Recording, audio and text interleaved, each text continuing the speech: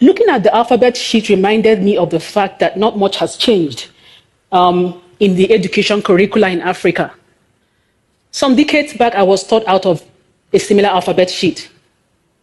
And because of that, I struggled for years. I struggled to reconcile my reality with the formal education I received. I had identity crisis. I looked down on my reality. I looked at my ancestry. I looked at my lineage with disrespect. I had very little patience for what my life had to offer around me. Why? A is for apple. A is for apple. A is for apple, is for that child in that part of the world where apples grow wild. Who has an apple in her lunch bag? Who goes to the grocery store with her mom and sees red, green, yellow, apples of all shapes and colors and sizes? And so introducing education to this child with an alphabet sheet like this fulfills one of the major functions of education, which is to introduce the learner to an appreciation of the learner's environment and a curiosity to explore more in order to add value. In my own case, when and where I grew up in Africa, apple was an exotic fruit. 2-3 times a year, I could get some yellowish apples with brown dots, signifying thousands of miles traveled, warehouses stored in to get to me. I grew up in the city to very financially, comfortable parents, so it was my dignified reality.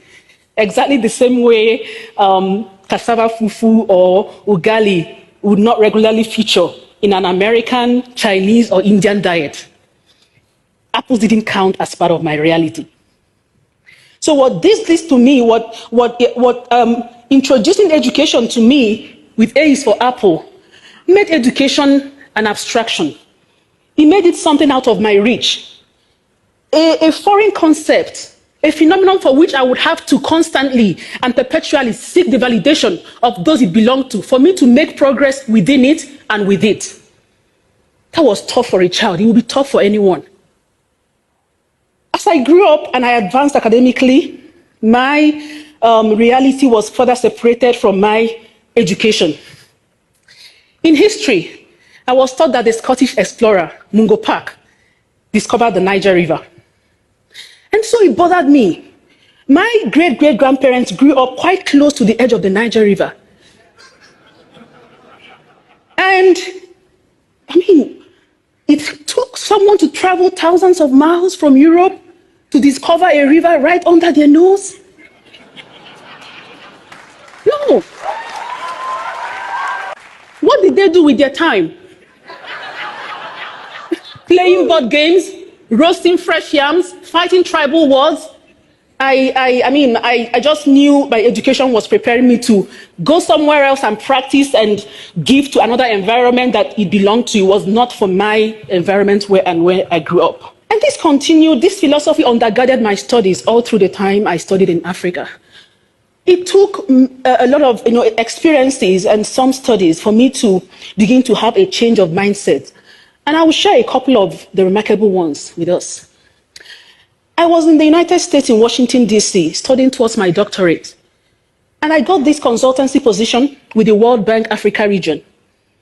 And so I remember one day, my boss, we were having a conversation about, on some project. And he mentioned a particular World Bank project, a large-scale irrigation project that cost millions of dollars in Niger Republic that was faltering sustainably. He said this project wasn't so sustainable, and he bothered those that instituted the whole package. But then he mentioned a particular project, a particular traditional irrigation method that was hugely successful in the same Niger Republic where the World Bank project was failing. And that got me thinking. And so I did further research, and I found out about TASA. TASA is a traditional irrigation method where 20 to 30 centimeter wide and 20 to 30 centimeter deep holes are dug across a field to be cultivated. And then a small dam is constructed around the field. And then crops are planted across the surface area. What happens is that when rain falls, the holes are able to store the water and appropriate it to the extent that the plant needs, the water. The plant can only assimilate as much water as needed until harvest time. Niger is 75% scorched desert. So this is something that is a life or death situation, and it's been used for centuries. In an experiment that was conducted, a plot of land, two similar plots of land, were used in the experiment, and one plot of land did not have the tassa technique on it, similar plots. The other one had tassa technique constructed on it. Then similar grains of millet also were planted on both plots. During harvest time, the plot of land without tassa technique yielded 11 kilograms of millet per hectare.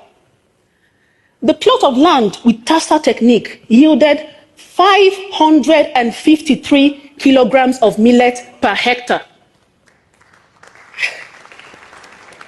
I looked at the research, and I looked at myself. I said, I studied agriculture for 12 years, from primary to senior 6, as we say in East Africa, SS3 in West Africa, or 12th grade.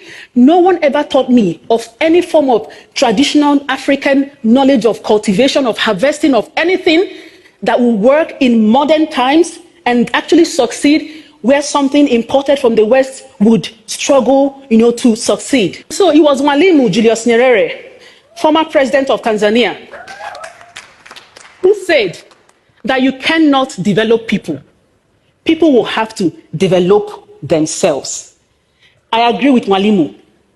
I am convinced that Africa's further transformation, Africa's advancement, rests simply in the acknowledgement, validation, and mainstreaming of Africa's own traditional, authentic, original, indigenous knowledge in education, in research, in policymaking, and across sectors. This is not going to be easy for Africa. It's not going to be easy for a people used to being told how to think, what to do, how to go about it. A people long subjected to the intellectual guidance and direction of others, be it the colonial masters, aid industry, or international news media. But it is a task that we have to do to make progress.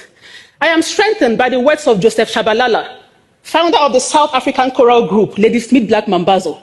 He said that the task ahead of us can never, ever be greater than the power within us.